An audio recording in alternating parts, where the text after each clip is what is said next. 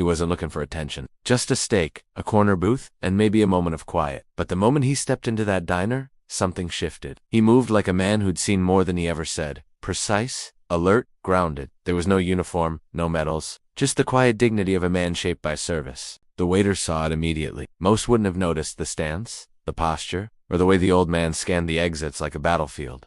But this waiter wasn't most. He saw the boots, he saw the stillness, and he saw something familiar. Then came the order. Ribeye, medium rare. Simple words, normal day. But what the waiter said next, it didn't just stop the conversation, it stopped the man in his tracks. It wasn't rude. It wasn't casual. It was something only a soldier would say to another soldier. A recognition, a connection, and in that moment, two strangers became something more. If real stories like this still matter to you, stories about respect, brotherhood, and moments that stay with a man, hit that like button, subscribe for more, and share this with someone who understands the weight of silence. Let's keep these stories alive. He didn't walk in loud, no swagger, no rush, just steady boots on tile, and a presence that drew attention without asking for it. His jacket was worn but clean, zipped halfway, collar tucked sharp.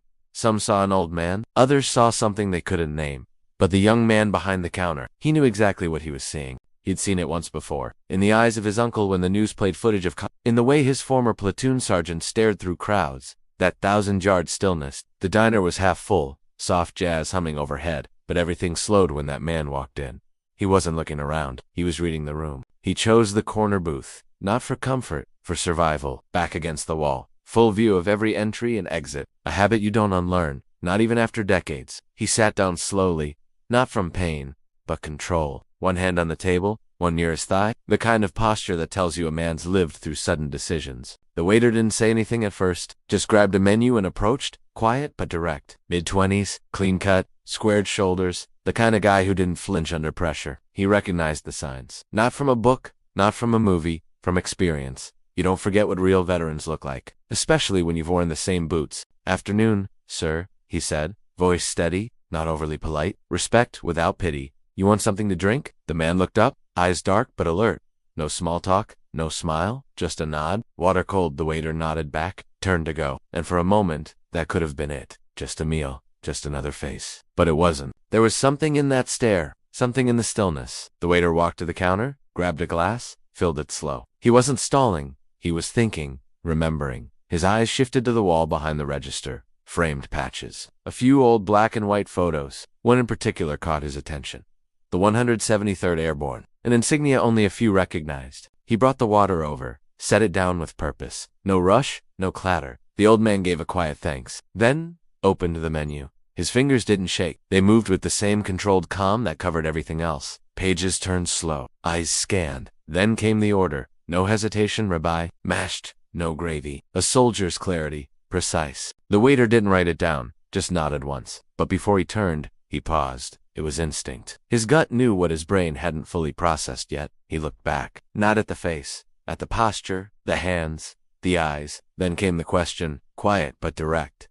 You were with the 173rd, weren't you? The fork froze midair. For a second, the old man didn't breathe, just stared. No change in his expression, but something inside him stopped. The air shifted. He set the fork down slow, looked at the waiter. Long time ago, he said. No pride, no shame, just truth. And in that truth, the entire room seemed to fade. There were no other tables, just them. The waiter stepped back, not away.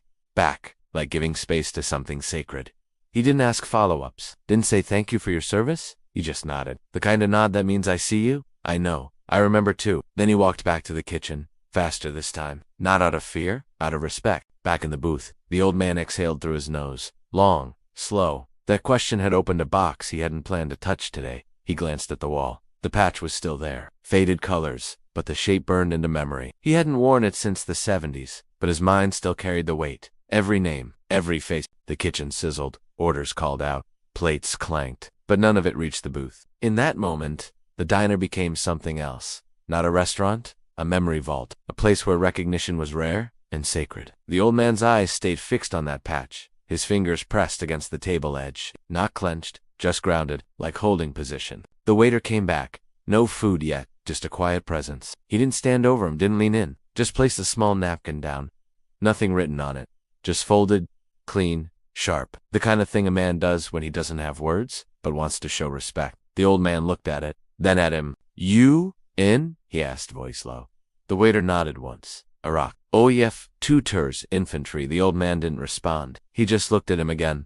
Longer this time, eyes softening. He nodded slowly. Not approval, recognition, a passing of something unspoken. Like 2 sentries switching watch in the middle of a long, cold night. Quiet, efficient, understood. The waiter didn't stay long. He didn't need to. That moment was enough. 2 men, 1 table. Decades between them, but nothing lost. As he turned away, the old man picked up the napkin, smoothed it out. He didn't smile, but something shifted in his posture. Less guarded, less distant. As if the war had stepped back a few feet. A kid ran past the booth, laughing. A father, probably in his 30s, followed, scolding gently. The veteran watched with a quiet stare. Not envy, not judgment, just distance. That part of life had passed him by, replaced by patrols, rotations, memories. But seeing it now, it didn't hurt. It reminded him of why men like him signed up. The kitchen bell rang. The steak was ready. The waiter grabbed the plate himself, didn't leave it for anyone else. He walked it out like it mattered. Not for the food, for the moment. Ribeye, medium rare, mashed, no gravy, everything exactly as ordered. He set it down carefully, gave a subtle nod. The old man met his eyes.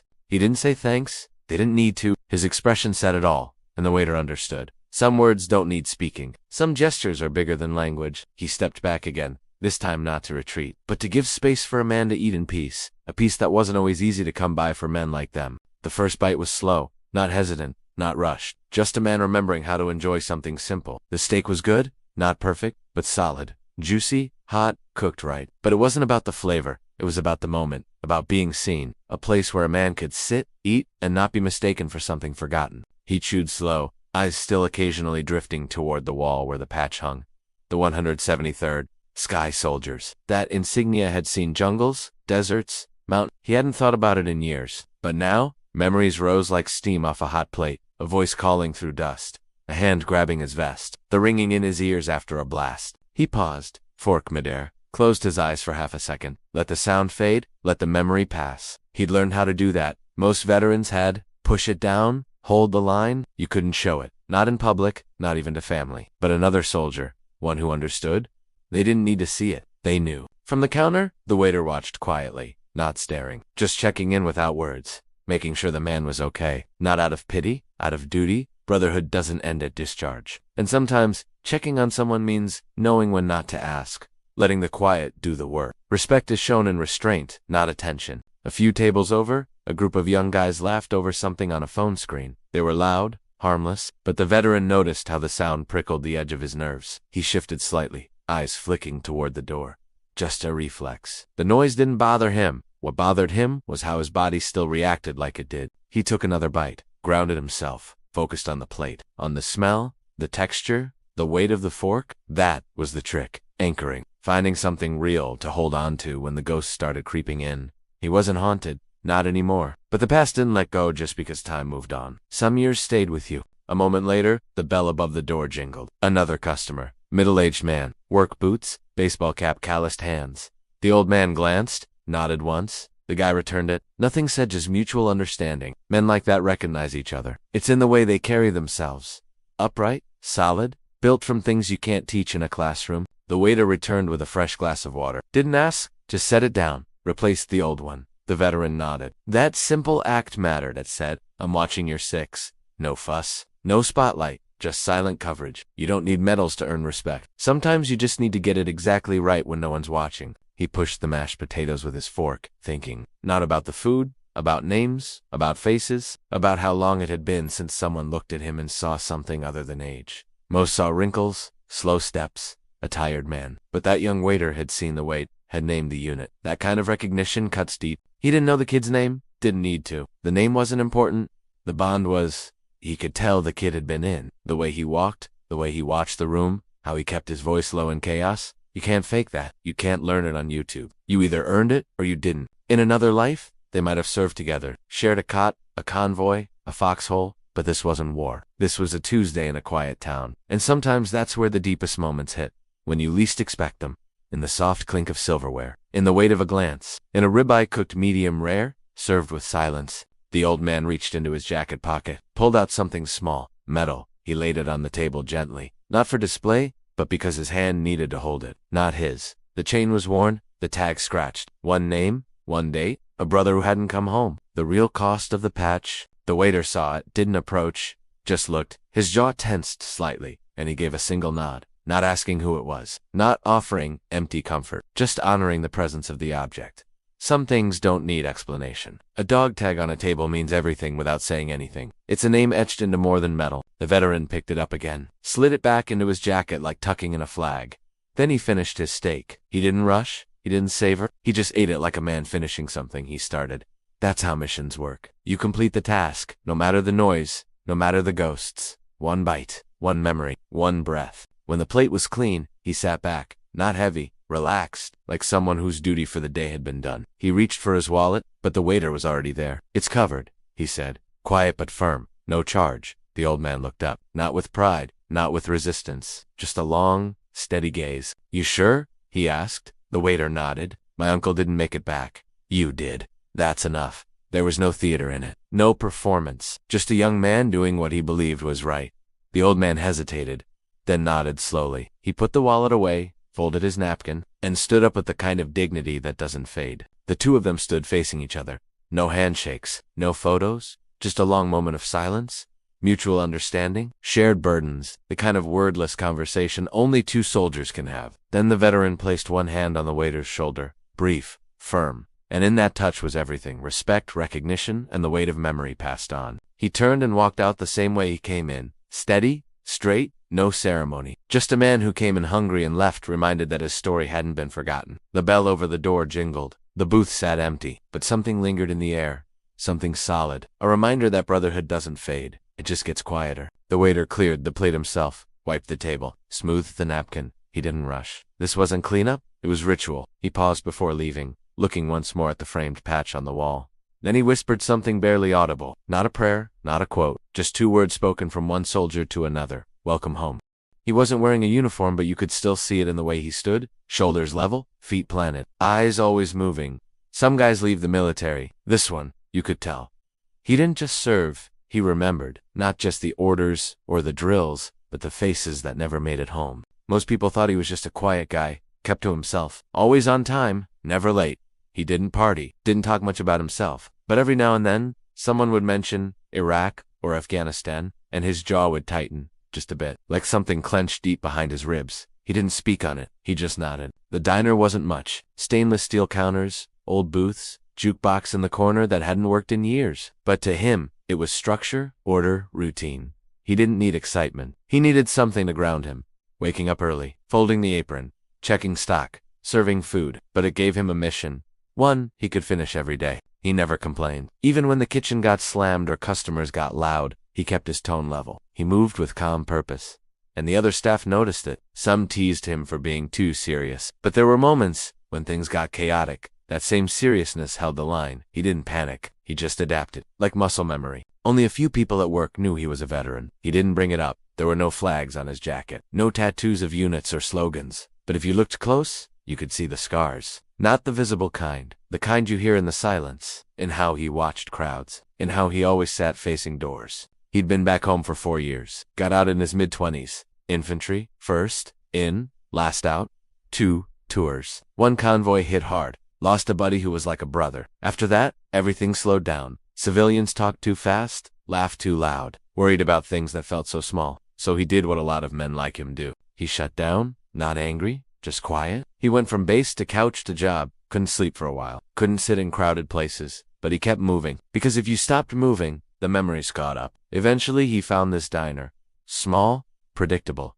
The kind of place where nothing exploded, where the only thing you dodged was bad coffee. He started working here without fanfare, showed up early, stayed late, cleaned up after others without being asked. And slowly, the place became his rhythm. Coffee pots, order slips, clatter of forks, nothing dramatic, just normal life. Something he'd forgotten how to live.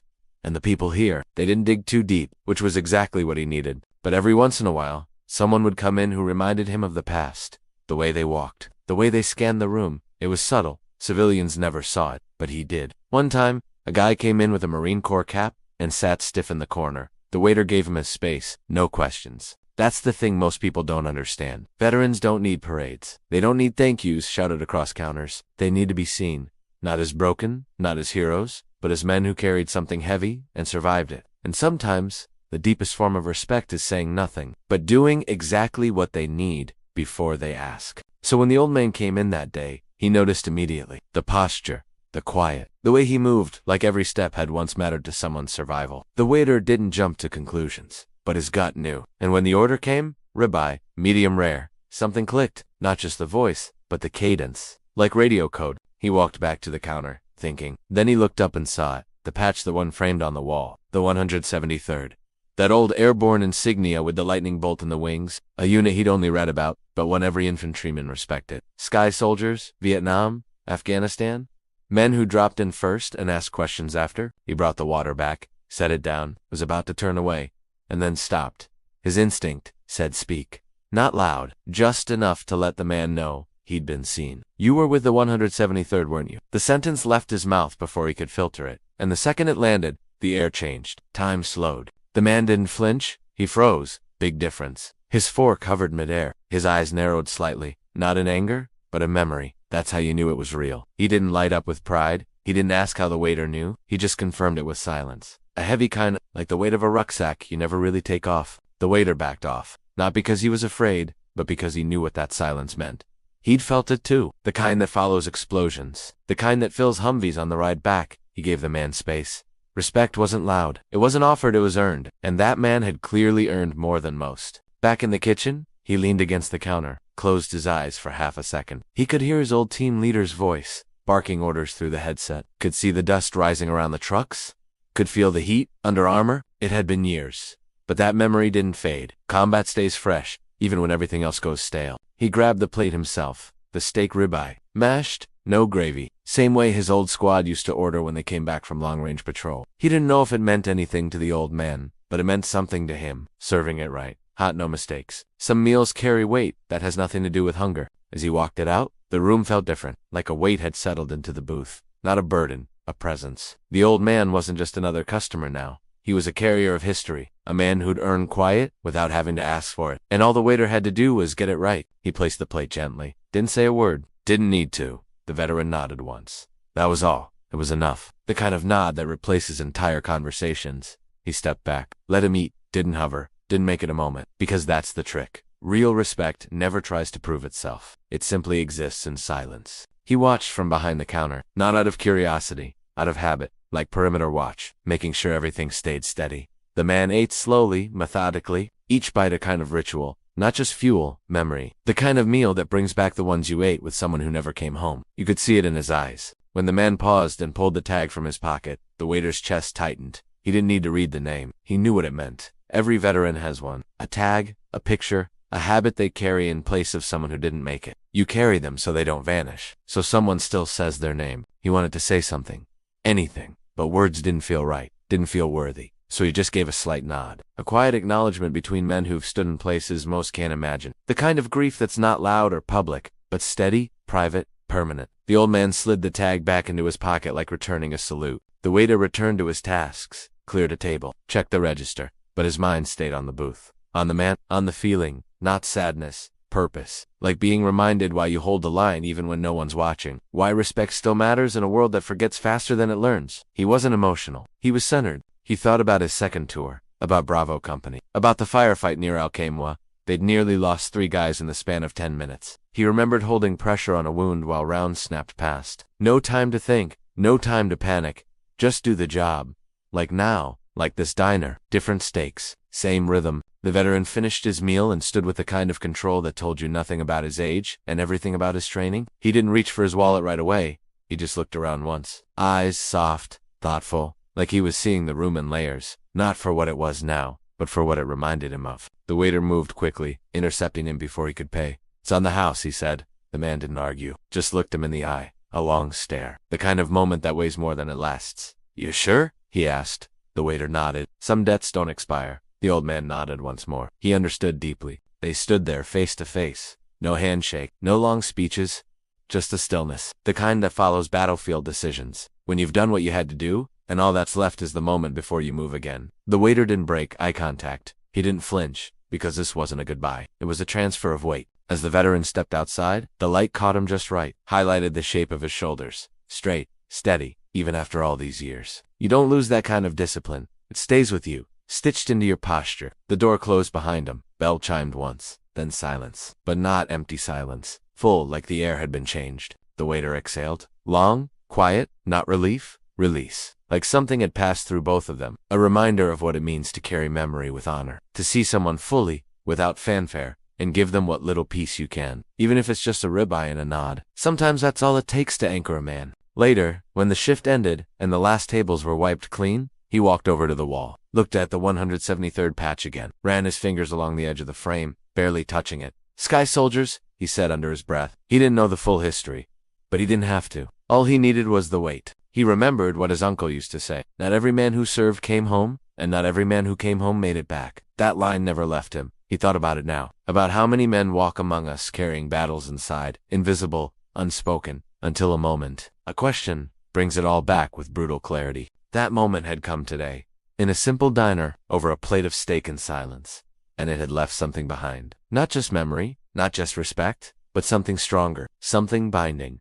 Brotherhood without introduction, loyalty without rank, honor without noise. It wasn't about what they said, it was about what neither of them had to explain. The mop bucket clunked behind him. A busboy asked if he was clocking out. He nodded. Yeah, right behind you. But he stayed a second longer, looking at the patch, listening to the silence. In his mind, a name surfaced. The one from his own dog, Tag, tucked in a drawer back home. His brother in arms, still here, always. He turned off the lights, locked the door, stepped into the night. The street was quiet, not peaceful, just paused. The kind of quiet that veterans appreciate. Nusadan noise, no sharp corners, just space. As he walked to his truck, he thought of the old man again, wondered where he'd gone, but he didn't need to follow, because in a way, they'd both come back that day. Both found something they didn't know they were missing. Not closure, not healing, just recognition, a signpost on the road home. And even if it never happened again, that one moment was enough. Sometimes a meal is just a meal, but sometimes it's a salute in disguise. He climbed into the truck, sat behind the wheel, started the engine, but didn't drive yet. He looked at his hands, calloused, steady, same ones that once held a rifle. Now they held a steering wheel.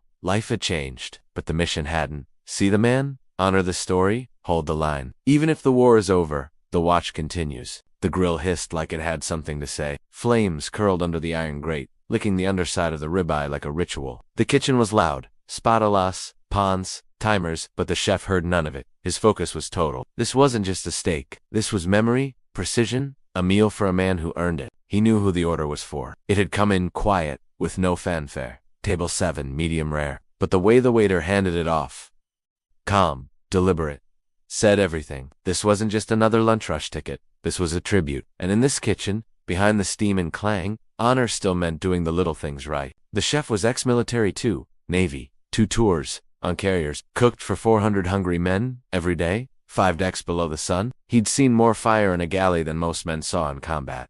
But he never forgot what food meant. Not just sustenance, but morale. A warm plate, on time, could anchor a man halfway across the world. So he treated this steak like a mission. Season it just right, sea salt, cracked, pepper. Sear hard on both sides. Lock in the juices, then off the flame, let it rest. That was the part rookies forgot. Rest was where the flavors settled, where the chaos cooled. The same way soldiers needed quiet after the firefight. Even meat needed peace. He glanced through the service window, saw the old man in the booth, sitting like stone, hands folded, eyes down. Stillness like you only see in men who've held chaos in their bones. It hit him. That posture. He'd seen it before. In mess halls. In VA clinics. In hospital waiting rooms. Men waiting for nothing, but remembering everything. The chef turned back to the pan. Checked the crust. Perfect. He used tongs. Never a fork. Forks punctured. Let the strength leak out.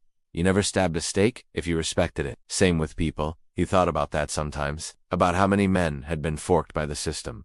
Jabbed too many times until the good leaked out. He plated it carefully. Mashed potatoes. Hands, no gravy, just butter and salt. Clean lines, sharp edges. No garnish, nothing fancy. Just honest food for an honest man. He wiped the plate's rim, straightened the meat, set the silverware by hand. You don't rush something sacred. And this was sacred. Not because it was expensive, but because it was earned. He set the plate on the window and gave a nod. The waiter took it without a word. Just eye contact, solid and brief. The chef watched him walk out, steady and quiet, like delivering a folded flag. And as the kitchen noise returned, clatter, steam, motion, the chef let out a slow breath. He felt it too. The weight. He didn't know the old man's story. Didn't need to. Sometimes a man's silence tells you everything. The way he holds his shoulders, the way he cuts his food like it's protocol, the way he pauses before the first bite. not out of politeness, but out of memory. That's how you know. He's eaten this meal before, somewhere colder. He remembered when he cooked Christmas dinner on the ship. Year 2, Indian Ocean, nowhere near land. They served prime rib that day, and he watched grown men tear up over mashed potatoes. Not because the food was special, but because the care was. In a world where everything was steel and orders, warmth still mattered. That stuck with him. He walked out after his shift, apron over one shoulder, boots still sticky with grease. The diner was quiet now, end of lunch hour, but he stopped near the booth. It was empty, cleared. All that remained was a folded napkin and a clean plate. No mess, no crumbs, like someone had eaten with intention and left the space better. There was something haunting about that. The way some men entered quietly and left no trace, like they've trained their whole lives to move through the world unseen. Not because they wanted to hide, but because they didn't want a burden. Men like that didn't ask for thanks. They didn't even ask for attention. All they wanted was dignity. He stood there a moment longer. The busboy passed behind him, humming, oblivious. Young, probably never held a rifle, never heard incoming rounds. And that was okay. That was the point. Generations who never had to, because others did. Because someone, like the man in that booth, once picked up the weight without asking who would notice when he put it down. Later that night, the chef opened the side door to smoke. Just one habit from the ship. He stared at the stars, same ones he used to see off the deck. Thought about how many men were out there right now, still deployed, still in motion, still fighting wars no one talked about anymore. Wars that didn't trend. He thought about the steak, about how something so simple could mean something so large, about how a ribeye cooked medium rare, served without a word, could carry decades of memory inside it. He took a drag, let the smoke settle in his lungs. There were things he couldn't say, things no one would listen to anyway, so he cooked instead. Cooking had become his way of serving, not loud, not on the front lines, but with fire, steel, and patience. He could make a meal for a man who carried ghosts, and for 10 minutes, those ghosts would sit down and eat too. He wasn't fixing anything, just making space. That mattered, more than most people ever knew. Inside, the kitchen timer beeped. New order, time to move. He crushed the cigarette and headed back in. No ceremony, no moment, just the rhythm of a man who knew his job and did it quietly. And somewhere out there, the man who ate it knew exactly what it said. The old man didn't rush. Knife in his right hand, fork steady in his left. Each cut was clean, like muscle memory. Each bite taken with quiet precision. To an outsider, it looked like a meal. But to him, it was a map. Every taste tied to a memory. Every flavor, unlocking moments he thought he'd buried long ago. The steak was perfect. Warm, pink center. Slight char on the outside, juices pulled gently into the mashed potatoes. It tasted like something he hadn't felt in years. Like being seen. Not thanked, not honored, just seen. For a man who'd spent decades blending into the background, that meant more than medals. More than flags. It meant someone remembered how to serve. He took a breath between bites. Not because he was full, but because it wasn't about eating. It was about pacing. About letting each bite slow him down. Combat trained you to move fast. To chew fast. To sleep fast. But this moment, it asked him to slow. To stay. To let the armor slip. Just a little. He looked up once. Saw the waiter behind the counter, wiping down a glass. Eyes locked onto a fixed point. Not staring. Scanning. The same way he used to. Noticed exits. Noticed silence. Noticed when someone didn't belong. He smiled faintly. That was how he knew. Not by words, but by awareness. Real soldiers never stop doing recon, even in peace. He set his fork down for a moment. Reached into his coat pocket and felt the edge of a folded photo. Black and white. Faded A platoon. 21 men. Standing in mud. Rifles slung across their backs. He knew every name. Half of them didn't come back. But when the steak hit his tongue, he could hear their voices again. Laughter, orders, life. He didn't cry. That's not how he was built. But something swelled in his chest. Not sorrow, not pain, just presence. For the first time in a long time, he wasn't eating alone. Not really. Those ghosts weren't haunting. They were visiting. Sitting with him, elbows on the table, boots scuffed. Same old jokes. And one of them nudging. You gonna finish that? His hands trembled just once. A ripple in the rhythm. He steadied them with breath. Years of holding rifles, holding line, holding in everything that would have cracked another man. And here he was, unarmed, with only a fork. But sometimes the fight came not on the battlefield, but in the quiet, in letting yourself feel something again, even for one meal. The last bite was small. He took his time, chewed, slow, swallowed like it mattered. Then he set the utensils down, perfectly aligned. Same as he'd been taught in the field mess. Respect the plate, respect the provider. It wasn't about manners. It was about discipline, about honoring what others gave you, especially when you knew what it cost them. He stood slowly, shoulders still broad, even if they moved with age. He left a bill and a tip, crisp, folded with care, but he also slid something else under the napkin. A coin, not a quarter, not money. It was Challen-style silver, stamped with an eagle, clutching arrows, a badge number worn with time, no words. Just a symbol, passed from one brother to another. The waiter found it later, after the booth had been cleared. At first he didn't understand, then he flipped it, his breath caught. That unit, insignia, he knew it, not from service. From history books? From men who'd carved paths before him? He held it like it was fragile, but it wasn't. It was weighty, solid. It carried years. Blood? He didn't show it to anyone, just pocketed it, quietly. That coin wasn't for display. It was a message, passed silently between men who understood things others never would. It said, I saw you. You did it right. I was fed, and I felt human again. And in a world that often forgot its warriors, that was everything. That night, the waiter stayed after closing. The booths were dark, floor freshly mopped, but he sat at table 7, same seat the old man had used. Coin in one hand, elbow on the table. He didn't say a word. Just let the silence fill the space. Let the echoes settle. For the first time in years, he didn't feel alone. Out front, the chef locked the door, glancing inside to see the younger man sitting still. He didn't interrupt, just nodded once through the glass, a shared understanding. The kitchen, the food, the ritual, they had done what words never could. They'd honored a man quietly, and in return, that man had left something no applause could match. Some say war is loud, explosions, shouting, chaos, but veterans know. The real war happens in silence, afterward in diners, on sidewalks, in long pauses before the first bite, in the way a man eats a steak like it's the first real thing he's tasted in a decade, and in how another man recognizes that hunger and serves without question. The coin stayed in the waiter's pocket for months. He never bragged about it, never showed it off. But on days when the world felt thin, when customers barked orders or coworkers forgot what respect looked like, he'd reach into his pants, feel the edge of that silver, and remember, one man saw him. One man said you got it right. The booth became something different after that. He didn't tell people why, but he always kept it clean, always made sure the light above it worked. And every time he saw someone who walked a little straighter, scanned a little deeper, he'd guide them there. No words, just a gesture. A seat for someone who'd earned more than the world could repay. Some came and went. Some lingered. One left behind a napkin with a name written in shaky ink. The waiter kept it, tucked in his wallet. He wasn't collecting artifacts. He was collecting echoes. Reminders that even quiet service, done with care, could ripple out across time. Just like that rib I had. Cooked with honor, served with silence, received with brotherhood. He never saw the old man again. Not in person. But sometimes, on slow mornings, he'd swear he felt a presence by the window. Not a ghost, a memory, or something deeper. The kind of connection that doesn't break just because miles pass. Bonds like that don't need contact. They live in silence, in symbols, in the weight of doing right. The coin sat deep in his pocket like it belonged there. Some days, he forgot it was even on him, until his fingers brushed against the cool metal. Then, it all came back. The man, the steak, the silence that said more than any thank you ever could. It wasn't just a coin. It was a reminder to stay steady. It wasn't military issue, not officially, but it carried more weight than a rank patch.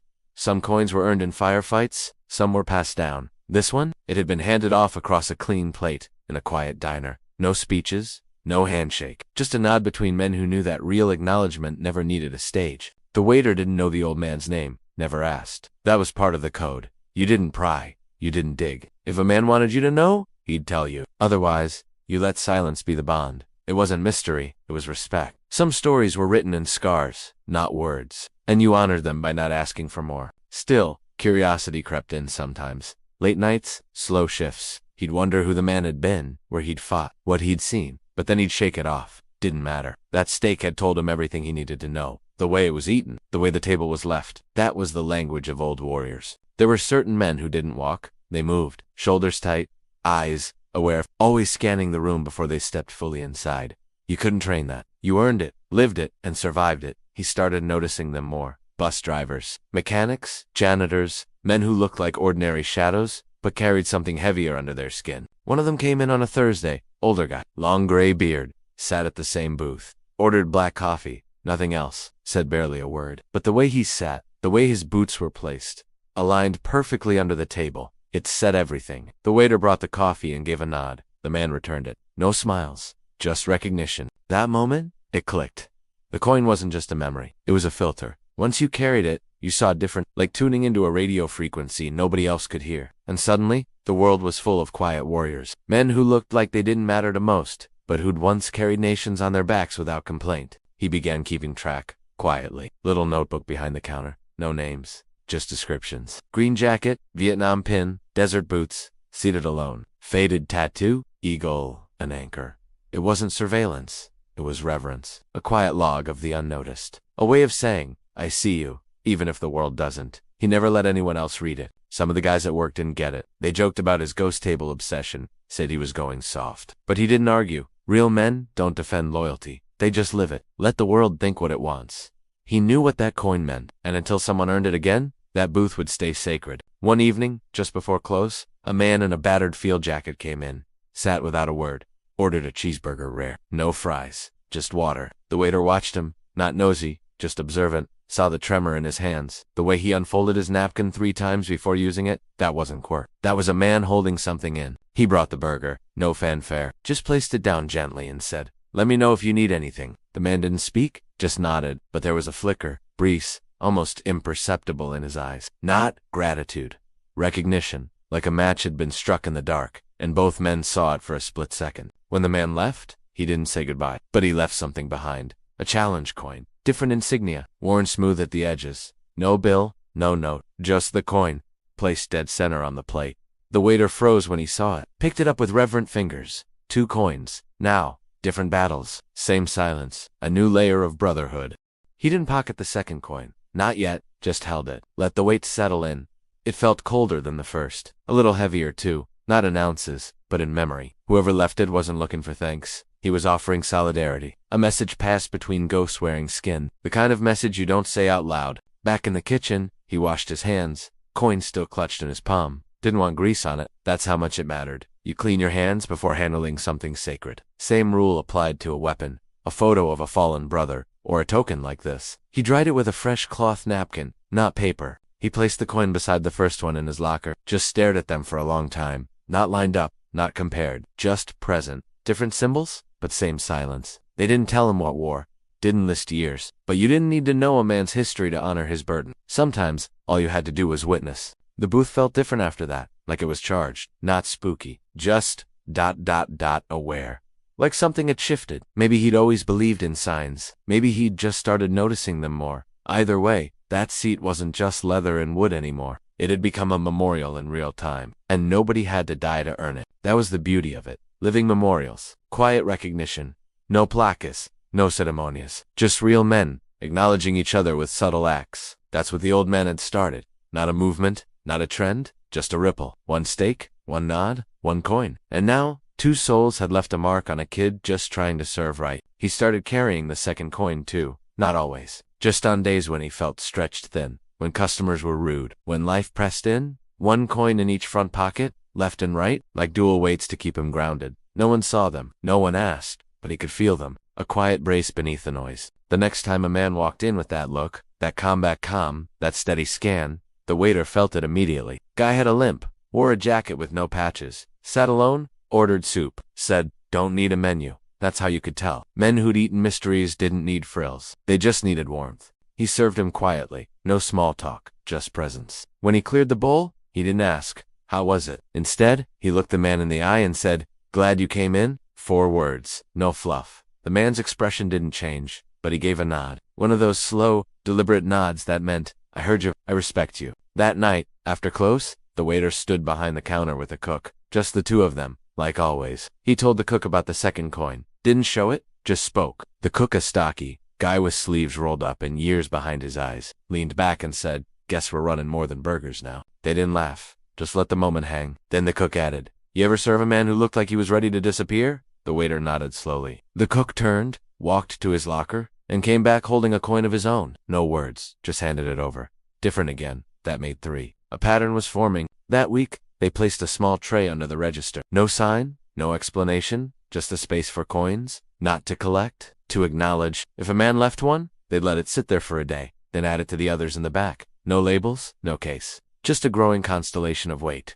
In metal and memory, he started learning about the coins. Quiet research at night between shifts. Unit, histories, mission years, special forces emblems. Some were custom, some mass-issued, some rare. He kept notes, but never names. Just stories. It wasn't about ownership. It was about preservation. Every coin had a man behind it, and every man had a silence that needed someone to hold it. And still, He never saw the first old man again, never got his name, never knew where he came from or where he went. But that was okay. The mission wasn't reunion. It was transmission. A chain reaction of dignity, passed from plate to palm, from booth to battlefield to back again. That was the currency being honored now. The restaurant changed without changing. New waiters came and went. Managers shuffled. But the booth stayed the same. They didn't rope it off. That wasn't the point. It wasn't about exclusion. It was about invitation. If you knew, you knew. And if you didn't, well, you just saw a nice seat with good lighting. But if you knew, it glowed. There were men who came in and just sat there, silently. No food, no drink. Just 30 minutes staring at the window. Then they'd leave. Sometimes they left coins, sometimes nothing. But the staff never hurried them, never questioned. That's what made the space sacred. It wasn't marked holy. It was made holy by how they protected it. On the anniversary of the day the old man first came in, the waiter, now assistant manager, opened early. Just him. Brewed 1 pot of coffee. Set a plate down at the booth. No order. Just a ribeye, medium rare, like clockwork. He didn't wait for someone to show. He just let the plate sit there, untouched, honored. An hour later, the sun cut through the window just right, and the light caught the rim of a coin tucked under the napkin. It hadn't been there before, but he didn't flinch, just smiled. Because sometimes, acknowledgement travels without footsteps. Sometimes, the presence of respect doesn't need a body to announce it. Sometimes, a man says thank you by never returning. That day, he added a small plaque under the booth, just a strip of brushed metal. It read, "For the ones who served, the ones who stayed silent, the ones who still watch." Nothing more, nothing less. No marketing, no grand gesture, just a whisper written in steel. Every man who saw it knew. This place understood something deeper than food. There's a code among men who've seen things, not written, not spoken, but unmistakable. You feel it in the nods, the silences, the way the strangers understand each other without a single question. It's not about war stories or medals. It's about weight, what you've carried, what you've buried, and what you'll never let another man carry alone. The old diner had seen decades pass through its doors, but something changed once that first coin hit the plate. Like a line had been drawn. A quiet standard set. No one announced it. No one explained it. But from that day forward, every man who walked in seemed to know. This place wasn't just for eating. It was for remembering. The line cooks didn't ask questions anymore. Not when someone sat at that booth alone. Not when a man stared out the window for 20 minutes without touching his food. They learned to read the signs, to respect the pauses. You didn't rush a man who was settling ghosts. You just made sure the coffee stayed hot and the noise stayed low. There was a guy, trucker, from out of state. Came in around midnight, sat down, didn't even open the menu. Waiter brought him eggs and toast, unasked. Just felt right. The man nodded, took 1 bite, and started crying. Didn't make a sound. Tears just streamed down, steady as a leaking faucet. No one looked. No one flinched. That's the rule. Not every man leaves a coin.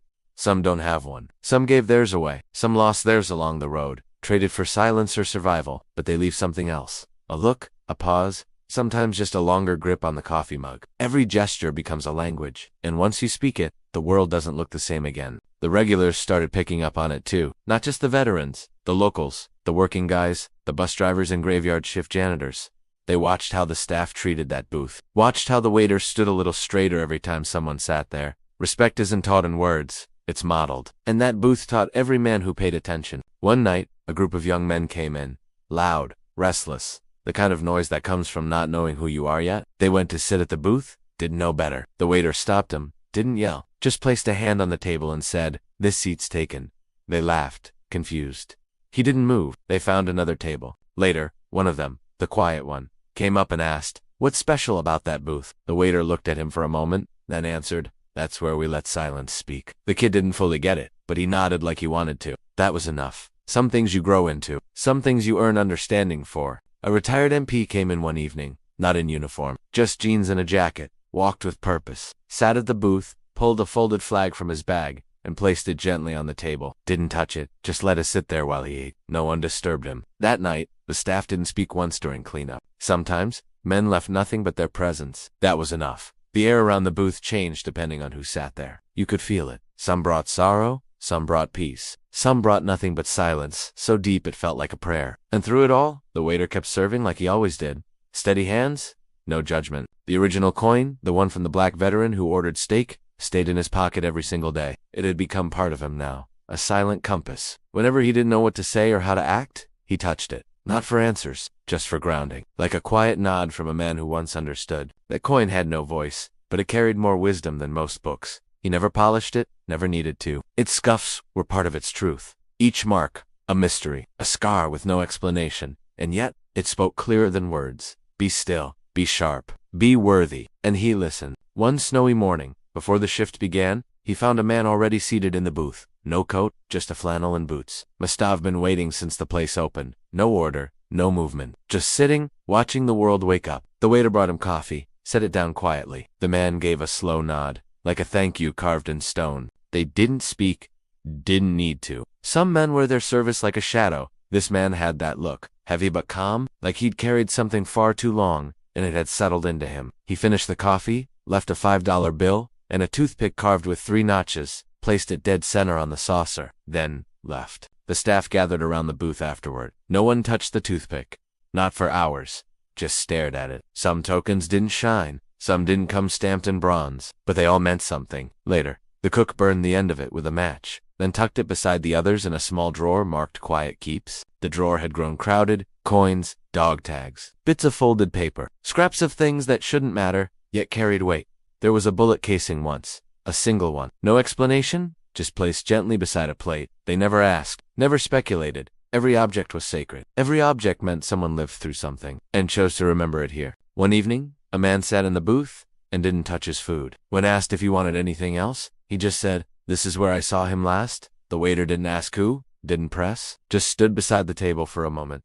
Not to comfort, not to explain, just to say, "I'm here. You're not alone." Masculine grief is quiet. It doesn't ask for help. It doesn't break down in public. It just holds steady, hoping someone notices. That booth had become a place where that kind of grief could breathe, where a man could be silent without being forgotten, where every wrinkle in his brow was seen, even if never spoken about. They started keeping a journal in the back, not for customers, for staff. Every time something happened, a token left, a story hinted at, a stranger who said nothing but carried everything.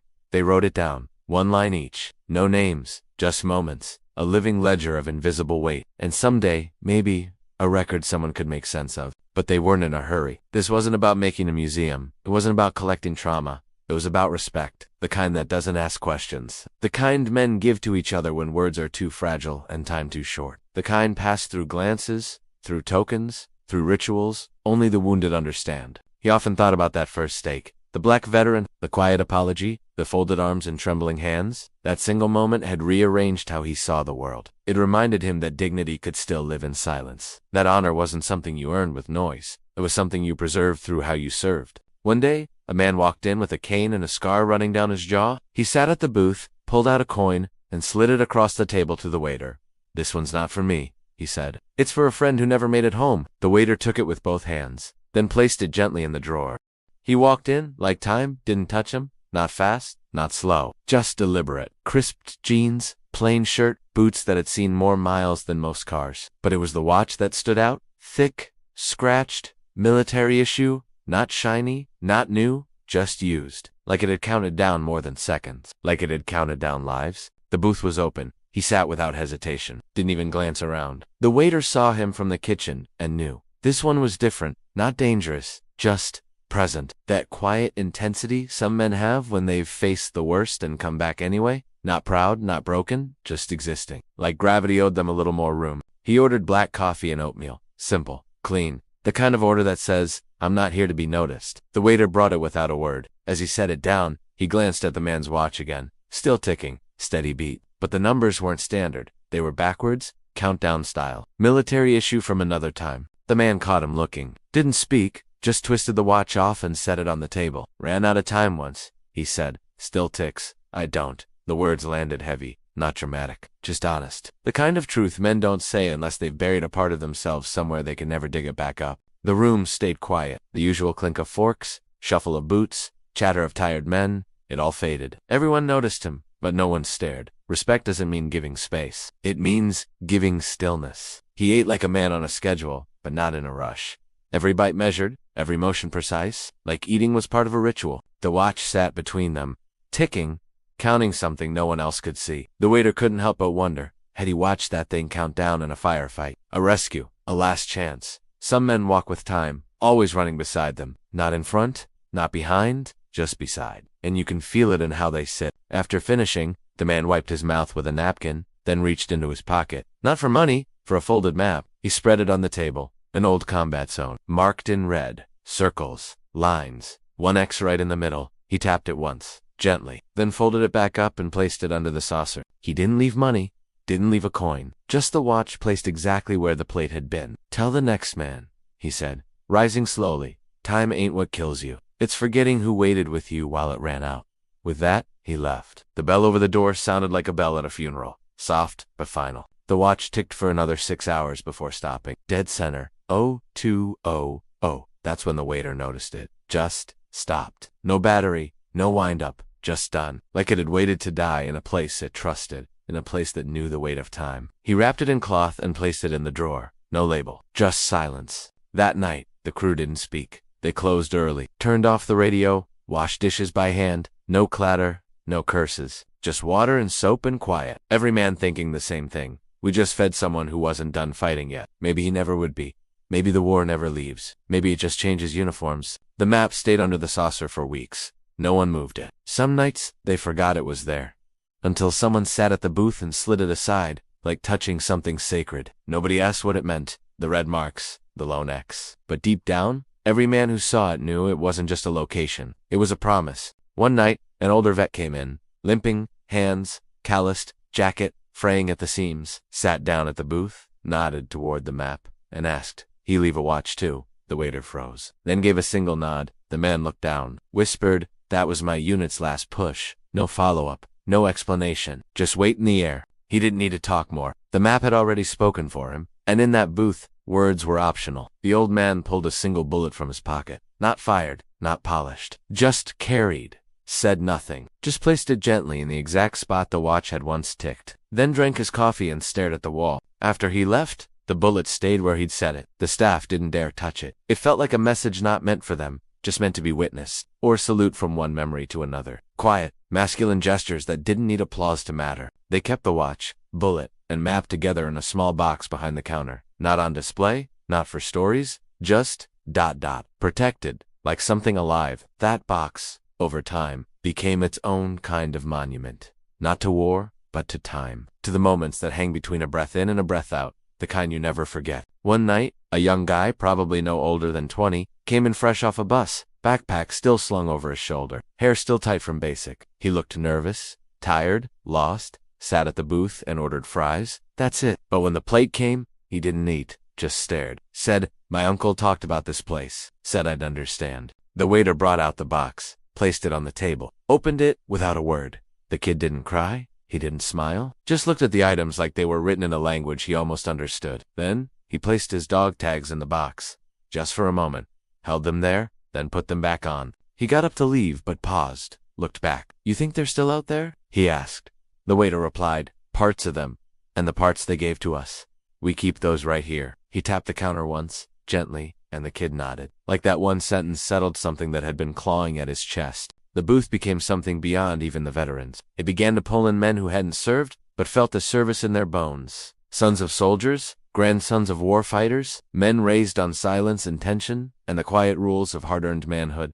They sat there too, and somehow, they understood just enough to sit quietly and listen. Not everyone who came left something physical. Some left memories, in the way they gripped a fork, or how long they stared at a corner of the room like it was a door to another year. The waiter noticed it all, and in his own quiet way, he recorded every gesture, every moment. He didn't need a pen. One night, after close, the waiter sat at the booth alone. The box opened beside him, watch still dead, bullet still untouched, map still creased.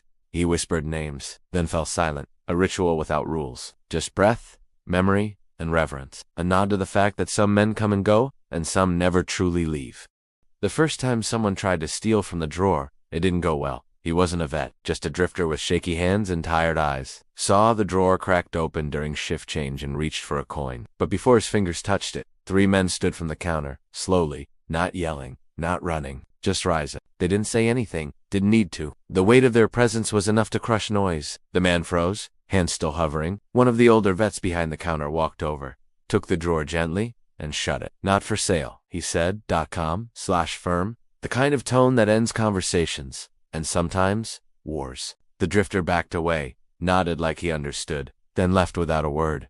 No one followed, no one needed to. He didn't come back. The message was clear. This wasn't a place where things were bought. This was a place where things were carried. You didn't touch another man's weight unless he gave you permission, and even then, carefully. After that, The drawer got moved to a cabinet in the back. Locked, but not out of reach. It wasn't about hiding, it was about honoring. Because some things weren't meant to be behind glass, but they also weren't meant to be grabbed by hands that didn't understand what they held. Respect doesn't need alarms. Just memory. Word got around, not through ads, not online, just through men, real ones. Barbers, mechanics, gas station clerks. Word passed from boot to boot, hand to shoulder. If you're heavy, they'd say, there's a booth where the weight makes sense. That kind of word travels faster than gossip, because pain has its own network, and so does hope. The drawer began to fill again, but this time, something new appeared. Notes, small ones, folded in half or thirds. Some typed, most scrawled in rough print. Tell Mike I made it. I got sober, I found the kid, still feel him beside me on cold mornings. The kind of notes that didn't ask for answers, only release. They didn't open all of them, only if it seemed the man wanted it read. Most stayed folded, filed with quiet care, but every so often, a note cracked open and struck like thunder. One said, if anyone finds this, tell Jack I forgive him. No context, just a release years in the making. They left it alone. Coins kept appearing too. Challenge coins? Unit coins? A few foreign. One was chipped, clearly from a battlefield, with Arabic etched faintly into the edge. Nobody asked how it got there. It didn't matter. What mattered was that someone trusted this place to hold it. Not a museum, not a church, just a table and a booth in a diner. One afternoon, a man walked in with a duffel and a limp, sat down, unzipped the bag, and placed a pair of boots on the table. Didn't say a word, ate half a sandwich, then stood. When the waiter approached, the man said, they belonged to someone who thought he'd come home. Make sure they don't forget him. He didn't ask for them back, just left. The boots were faded but cleaned, laces tied, no blood, no damage, just heavy. The waiter brought them to the back, wrapped them in a cloth, and placed them in the same cabinet. Next to the folded flag someone else had left years earlier. That night, nobody said grace. They didn't have to. There was one coin they didn't know what to do with. It wasn't military. It was worn smooth, almost blank, except for the faint outline of a lion's head. No inscription, no numbers, just that symbol, fierce, proud. A man had left it without a word, just placed it in the drawer and nodded once, before disappearing into the fog. It haunted the staff for weeks, not because it was mysterious, but because it meant something to him, and none of them could crack it. One night, a trucker recognized it. French Foreign Legion, he whispered. Old one, real. He touched the coin like it was alive. That lion don't roar, he waits. Then he tipped his cap and left. The drawer held pain, but not all of it was sorrow. Some of it was earned. Like the photo of two boys in uniform, arms around each other, grinning wide. On the back, it read, he made me laugh when I forgot how. That picture sat on top of the drawer for a week before they framed it and mounted it. Under the frame, they placed a small plaque. We carry each other. That line hit harder than most war memorials, because this wasn't about battles. It was about the silence after them, the stretch of time when men return, but not fully, and they need a place to sit, just sit, with the weight without pretending it's gone. One morning, a man came in wearing a sheriff's badge and carrying a folded piece of paper. He looked tired, not from lack of sleep, but from years of being the one who shows up after. After the shots, after the overdoses, after the silence gets too loud. He asked to see the drawer. Nobody questioned it. He added a small patch. Canine Unit, Bravo, 2010. Then he whispered something into the drawer and closed it. When he turned around, his eyes weren't glassy, like he'd poured something out and left a space behind. The kind of space only another man might understand without needing a single word to explain it. The drawer held every kind of burden, physical, emotional, forgotten, and forgiven. But it also held proof that men do come back. Not whole, not clean, but standing. And sometimes that's all the victory there is. You get up, you carry what didn't kill you. And if you're lucky, you find somewhere like this to leave just a piece of it. There was a journal, too. It started with a blank page and a pen tied to it with twine. The first entry was shaky. I don't know what to say, so I'll just write. And he did. 10 pages, small, tight handwriting. Thoughts that sounded like someone choking on memories but refusing to stop breathing. The last line read, "Thank you for listening." They never found out who wrote it, but others followed. Pages filled slowly and only at night. Quiet confessions, vows to do better, a few apologies to men no longer living. No names, just truth, the kind that smells like gun oil, cigarette smoke, and shame. It didn't matter who read it. What mattered was that someone might. One page said, I left a man behind. Not in combat, in life. I didn't call, didn't write, and now he's gone. That one stayed in the front of the book. Not to guilt anyone, but to remind them, every delay has a cost. That kind of sentence doesn't fade. It lingers, like boots in the hallway of a quiet home. Eventually, the drawer stopped being just a drawer. It became a compass. Men came in, confused, lost, drowning. They left with shoulders a little straighter, because knowing someone else has carried weight like yours and survived can mean the difference between another day in a bottle, between silence and one more call to a brother you haven't spoken to in years. It wasn't marked. It didn't need to be. Back corner, against the wall. One chair pulled out just slightly from the table, like someone had just stepped away. Nobody sat there. Not once. Not even by accident. Even new hires knew better. There was a feeling in that space, like a held breath, like unfinished business still waiting. The chair appeared after a funeral. A regular had passed Moraine, 2 tours, known for whistling Sinatra on slow mornings. They didn't have a service, just a few of the old guys gathering in the diner parking lot, hands in pockets, heads down. The next morning, that chair was out, pushed back just enough to whisper, "He's still here." No one admitted to moving it. Maybe it was the cook, maybe it was a customer, or maybe, and this was said only once, maybe the chair moved on its own. Either way, the rule was set in stone. That chair stays empty. It wasn't superstition. It was respect, the kind that needs no ceremony to matter. Some men saluted it on their way in. Others tapped the back as they walked by. A few left things on the seat, dog tags, patches, letters, but no one sat. Even when the place was packed and people were standing, that chair remained untouched, like a quiet sentinel watching over stories it once helped carry. One night a man stumbled in after hours, bleeding from the lip, knuckles raw, not drunk, just wrecked. He saw the empty chair, paused, and whispered, "I know that spot." The waiter didn't speak, and just handed him ice and let him sit nearby. Not in the chair. No one sat in the chair, but nearby, close enough to remember. The man pulled out a picture. 2 men, arms over each other's shoulders, dusty from deployment, smiling like idiots. He placed it gently on the chair, then stared at it like waiting for permission to cry. He didn't just whisper, "Still can't believe it was me who made it back." The picture stayed there all night. Over time, that chair became the heartbeat of the place. Quiet, steady, always there, never changing. Some weeks it gathered dust. Others, it was dressed with a folded flag or a new coin. But no matter what rested on it, the chair itself never asked for attention. It didn't need applause, just silence. End time. One man, a former medic, brought in an old field dressing, blood-stained, sealed in plastic, placed it on the seat, and said, "For the one I couldn't save." That hit hard, harder than most things. Because it wasn't about guilt, it was about honoring the weight you couldn't carry alone anymore. He walked out lighter. Once, a group of young recruits tried to sit in the chair, not out of disrespect, just ignorance. The moment they leaned toward it, the room shifted, every head turned. No shouting, no threats, just silence with teeth. One of the cooks walked over and said gently, "That seat's taken, boys," and they understood, real fast.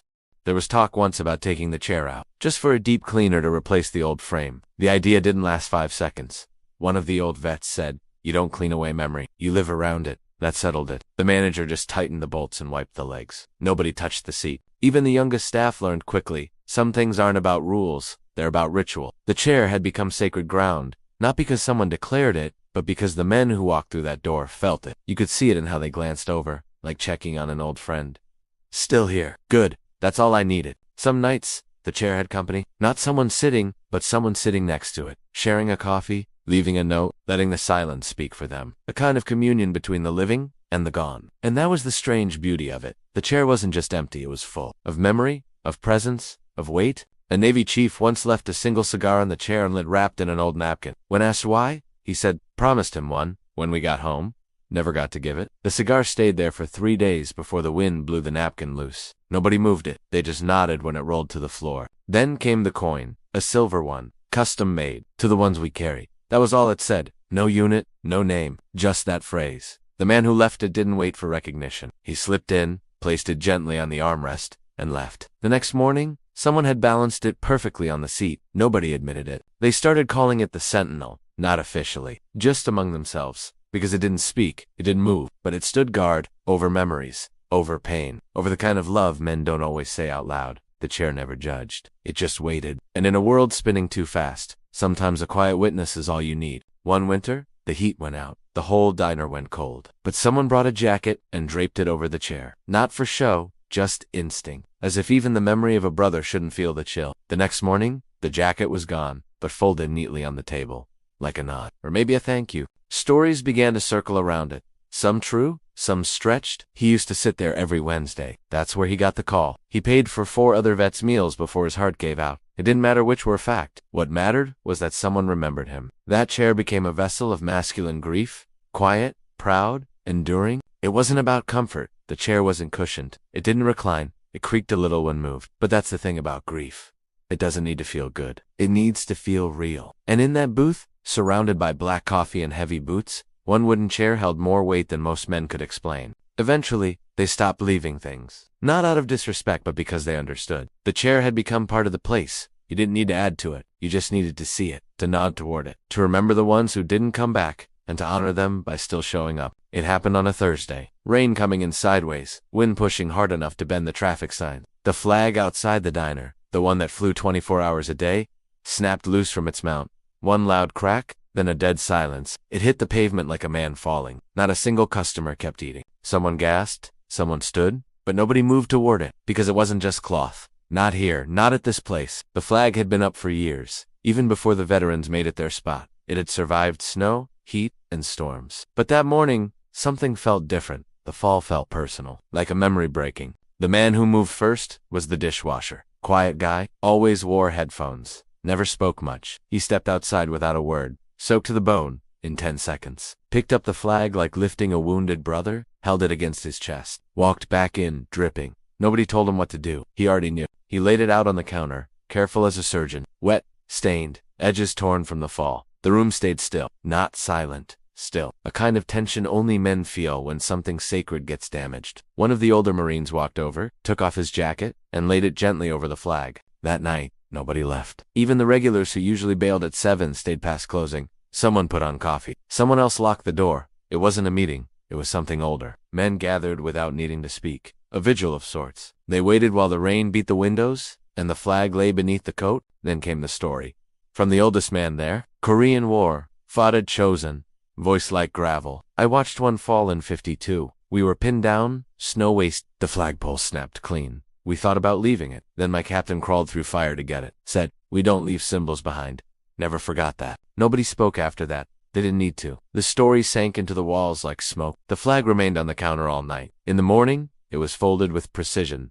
Triangular, tight, crisp. No ceremony. Just muscle memory. Every crease, a tribute. It was placed in a shadow box and set behind the register. The box wasn't fancy, just wood and glass. But the weight it carried was heavy, not because of what fell, but because of who picked it up.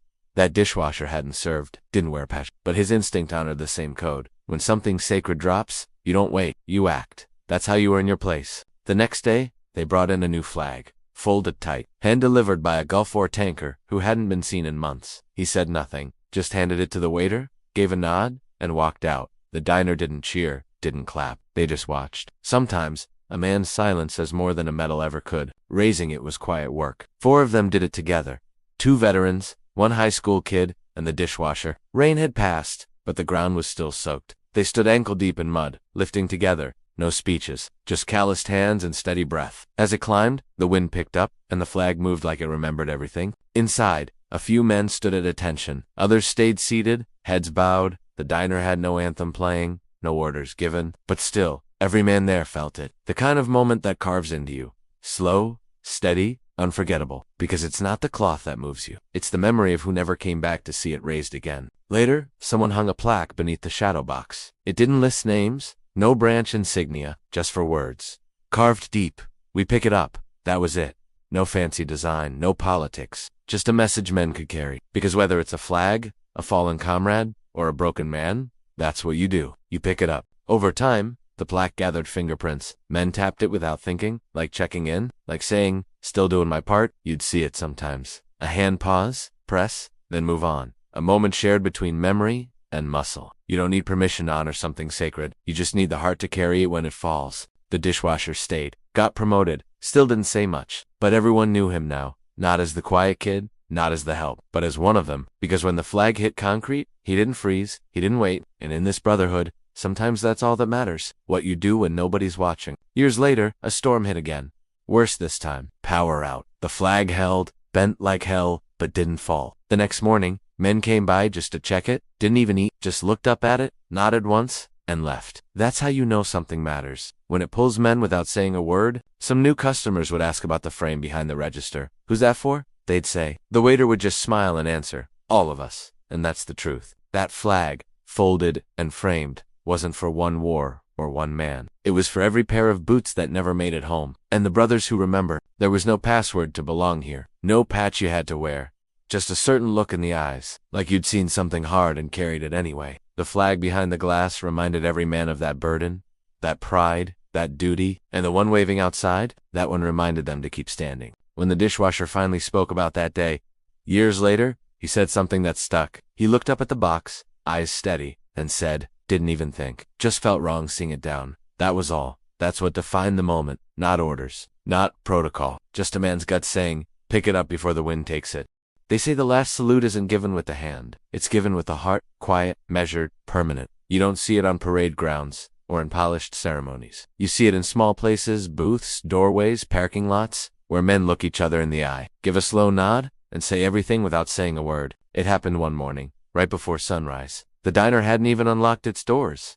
But a man stood outside, stiff posture, black pea coat, wrinkled slacks. In his left hand, a folded flag. In his right, a small wooden box. The manager opened the door, expecting a delivery. Instead, he found a Marine. Old eyes clear, voice steady. He didn't sit down. He placed the box on the table where the old man used to sit, the chair, and unwrapped the flag. No speech, no announcement. Just a deep breath, and then the words. He always came here after treatment. Said this was the only place that didn't make him feel invisible. So I figured it should stay with you. The box held dog tags, not polished, scuffed with time. Alongside it a photo, black and white. Two men in uniform, one of them smiling through a chipped tooth. The other had that lean combat stare, the kind that never leaves. The man pointed to the smiling one and said, "He died last week.